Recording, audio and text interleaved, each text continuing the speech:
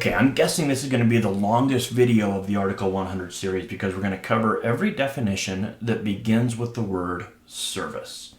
And it was a decision I had to make because really you can't just start dabbling into the service definition. Once you start talking about them, you got to cover all of them. There's no sense in doing 10 different videos because really you have to take them all together for any of them to make sense. So let's start with the first one, which is just service. All right, Article 100 service. That's the conductors and equipment connecting the utility to the wiring system of the premise. Okay, so the most important thing here, the most important word is utility. A service comes from a utility, period. If there is no utility, let's say you're off the grid, or you're doing a temporary installation and all you have is a generator, if there's no utility, there is no service. Service conductors, service lateral, service drops, all of these things come from a service, which can only come from a utility. So if you're supplying your detached garage from your house, the conductors from your house to the detached garage are not service conductors. Okay, service conductors are supplied by a utility and they end at the service disconnect, which we'll talk about here in just 1 minute. So first and foremost, the service is the conductors and equipment that connect the utility to the premises wiring system. All right, now probably the most important definition of all of these service-related terms is this one, service point. This is the definition that you absolutely have to understand. If you don't understand what the service point is and you don't fully appreciate what goes along with it, then none of this stuff is going to make sense. The service point is the point of connection between the utility and the premises wiring. All right, so the key here is that the service point is wherever the utility stops. And that can be anywhere. The utility can put the service point wherever they want. Wherever the utility says, look, we stop here and you start here, that point is the service point. The NEC doesn't tell you where it is. The NEC doesn't say it's the meter, or it's the weatherhead, or it's an overhead point, because it's up to the utility. The utility decides where the service point is. On an overhead system, it could be up here at the transformer. It's more likely to be over here at the mast, but it could be either location. The utility decides. All right, so for most houses that are supplied by an overhead service, the service point is where the wires come out of the weatherhead, right out of the service head, and they connect to the overhead wires. And I don't want to say what those conductors are called yet that are up above because we haven't got there yet. But usually that point of connection is the service point, but it doesn't have to be. The utility could stop at an overhead transformer. Maybe you decided to build a house out in the middle of nowhere, and the utility has overhead power along the road, but your house is, I don't know, pick a number, 500 feet away from the road. Maybe the utility doesn't want to deal with putting in poles and running wires and everything else. Maybe the utility says, hey, you know what? We're going to sell you electricity back here at the transformer, and then you can deal with it. Could the utility do that? You bet. Yeah, absolutely. The service point is wherever the utility says it is, and it's where the NEC starts. If we have an underground installation like this, the service point could be this underground junction box, right? This handhole enclosure. That could be the service point. It's more likely that the service point is at the meter itself, but it could be at the underground handhole enclosure. It's wherever the utility says, right? So here in this picture, let's say somebody doesn't do their due diligence and they're digging out here without calling, a locating service, and they hit those underground conductors and they sever them with a shovel. Who's going to deal with that? Well, I'll tell you who's going to pay for it. It's probably the customer. But who deals with it? Who owns those wires? Well, it's probably the utility because the service point is probably at the meter. Those underground wires are utility conductors, right? But if the service point was at the handhole enclosure, then that's where the premises wiring starts. Okay, so the service point is where the utility stops, and the premises wiring begins, and it's wherever the utility says. Now, why is it so important that I know what the service point is? Well, like I said, that's where the code starts. So we have a couple of definitions that are really important and are also really misunderstood. Service drop. A service drop is the overhead utility conductors between the serving utility and the service point. So it starts at the serving utility and ends at the service point. All right, well, as we know, for most overhead services, the service point is over here at the mast. That means upstream of it would be what? A service drop. Now, service drops are not regulated by the NEC because the NEC, again, starts at the service point. If you go to section 90.2b5, it says the code does not regulate utility-owned service drops or service laterals if they're under the exclusive control of the utility. So how high above the ground do these wires need to be? As far as the NEC is concerned, they could be laying on the ground because they're not covered by the NEC. All right, there is no overhead clearance for service drops. There's an overhead clearance for overhead service conductors, but these are not service conductors. Those are service drops. So a service drop is not regulated by the code. It's upstream of the service point. Now, the underground version of a service drop is called the service lateral. The underground utility conductors between the utility source and the service point. All right, so if the meter is the service point, and again, it usually is, that means the conductors upstream of it are a service lateral if they're underground. Service laterals are not regulated by the NEC. How deep do these things have to be buried? Well, as far as the NEC is concerned, there is no burial depth. Now, the utility is going to have requirements for the burial depth, just like the utility is going to have requirements for clearances for overhead service drops. They're just not the NEC requirements because the NEC doesn't regulate service drops and the NEC doesn't regulate service laterals. How would you size these conductors? I don't know, because they're not covered by the NEC. You wouldn't go to 230.42 because those aren't service conductors. That is a service lateral. So we know what the service point is. Well, first of all, we know what a service is, right? That's the utility. Service point is where the utility stops and we start. Wiring upstream of the service point, if it's overhead, is a service drop. If it's underground, it's a service lateral. Now, where does the service stop? The service stops at the service equipment. The service equipment is the necessary equipment consisting of a circuit breaker or switches and their accessories that are the main control and cutoff of the serving utility. The first place you can shut off the utility is the service equipment. Now, people hear about service equipment or they hear the term service disconnect. And service disconnect is a term that we use. You could call that the service disconnect, right? That's the first place you can shut off the utility. A service disconnect is not a disconnect for servicing equipment. A service disconnect is the disconnect that shuts off the service, right? Or disconnects you from the service. Can't really shut off the service unless you were to, climb the pole and disconnect the wires from the transformer. But to disconnect us from the service, we do that at the service equipment, or we call it the service disconnect. Another example would be these 6 switches here. So this is an underground service, right? Let's assume that the service point is here in the CT enclosure, and it probably is. So if my service point is here in the CT enclosure, then underground, supplying it, I have what? Service lateral, not covered by the NEC. My service point is here. I'm going to come out through this wireway with what we call service conductors, and we're going to talk about those next. So service conductors supply each of these service disconnects, and that is all the service equipment. All right, so 6 disconnects consisting of the service equipment, and that's how I disconnect the utility from the premises wiring system.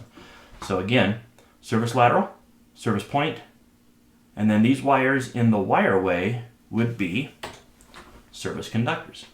Now, service conductors is a general term for the conductors between the service point and the service disconnect. All right, we can have overhead service conductors, we can have underground service conductors, we can have what we call service entrance conductors, but I don't want you to get too excited about that, because really, service conductors, that's all you need to know. They're either service conductors or they're not service conductors. That's the important thing, all right? So if they're on the supply side of the service point, it's a service drop or a service lateral.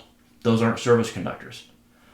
Downstream of the service point, ending at the service disconnect, is my service conductors. All right, so here we have an underground service.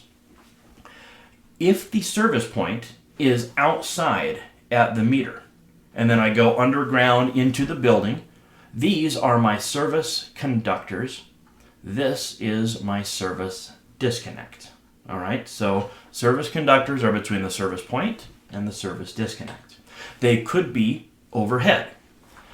If the service point was up here at the transformer, then these overhead conductors would be what? Overhead service conductors.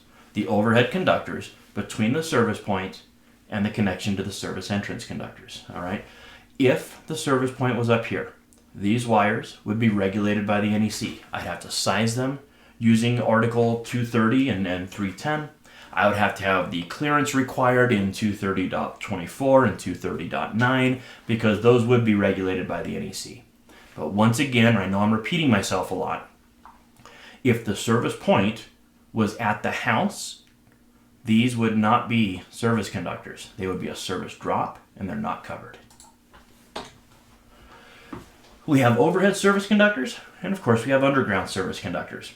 Underground service conductors are the underground conductors between the service point and the service disconnect, or the connection to the service entrance conductors, if we have them. All right, so if my service point was the handhole enclosure, we would be splicing what? Service lateral upstream. We would be splicing to underground service conductors from the service point to the service disconnect. Now, how deep would these have to be buried? I would go to 300.5. How do I size those wires? I would go to 230.42. Those would be NEC regulated conductors because they're downstream of the service point, and the service point is where the NEC starts. We have a definition for service cable, which is pretty simple. Those are service conductors in the form of a cable assembly.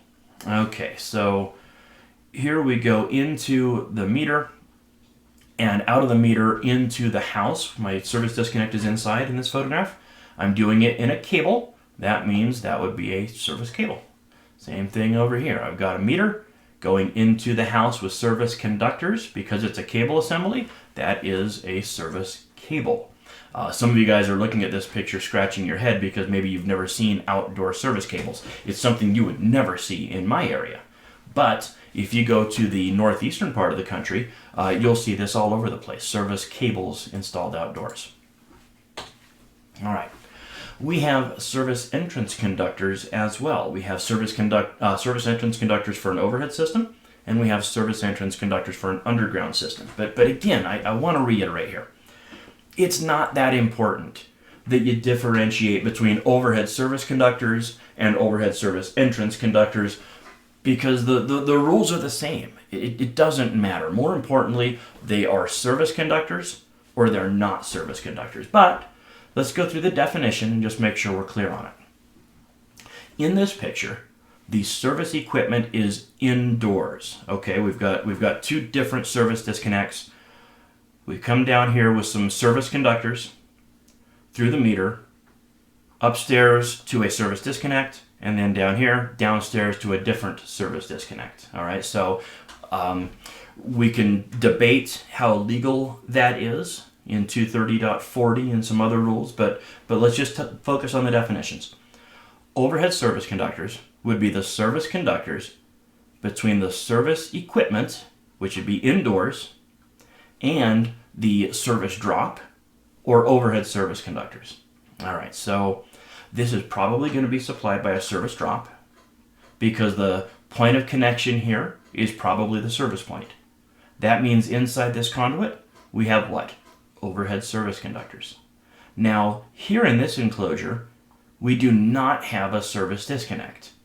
That means that these wires are still service conductors. More specifically, they're service entrance conductors. But again, doesn't matter if you get that wrong. As long as you know that they're service conductors, that's the important part.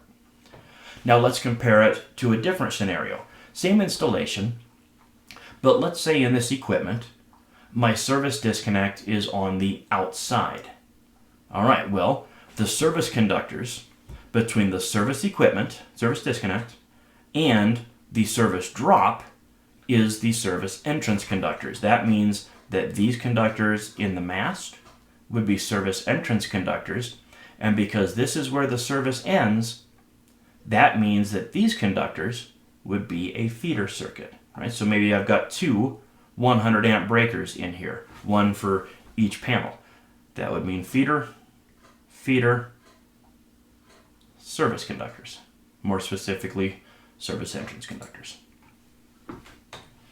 We can also have service entrance conductors for an underground system as well. So for an underground system, the service entrance conductors would be the service conductors between the service equipment and the service lateral or underground service conductors. All right, so let's look here.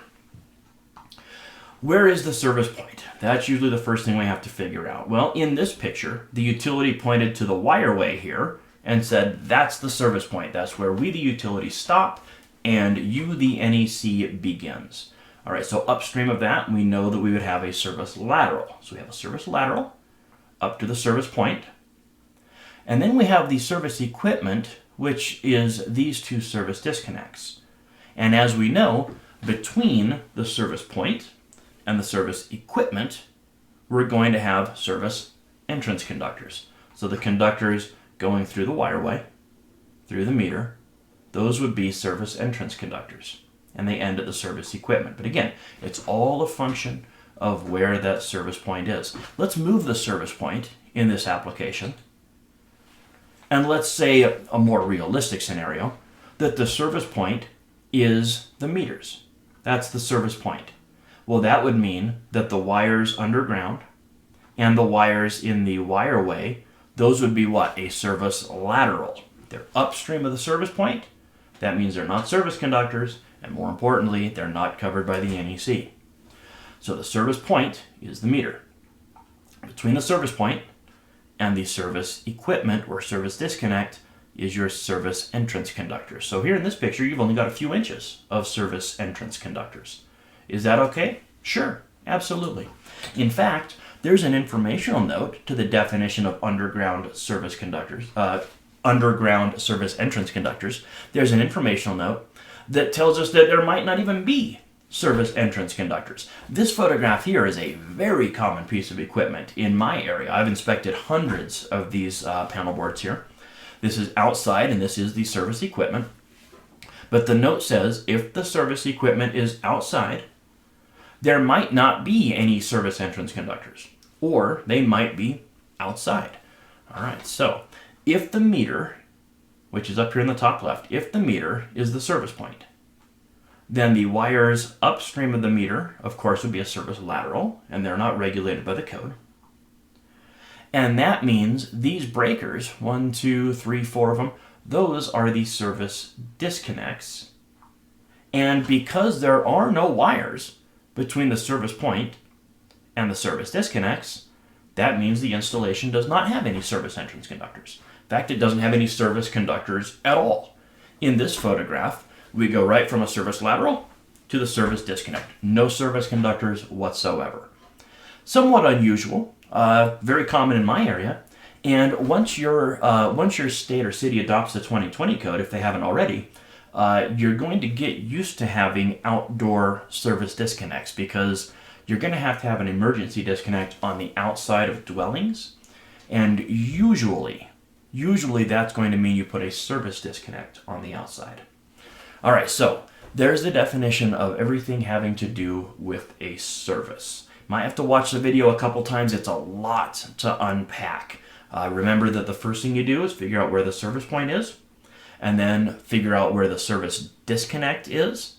Everything between those is service conductors, right? It doesn't matter that they're service entrance or service overhead or service underground. They're either service conductors covered by the NEC, or they're a service drop or a service lateral not covered by the NEC. That's the important thing. Be sure to like, follow, subscribe, and ring the bell.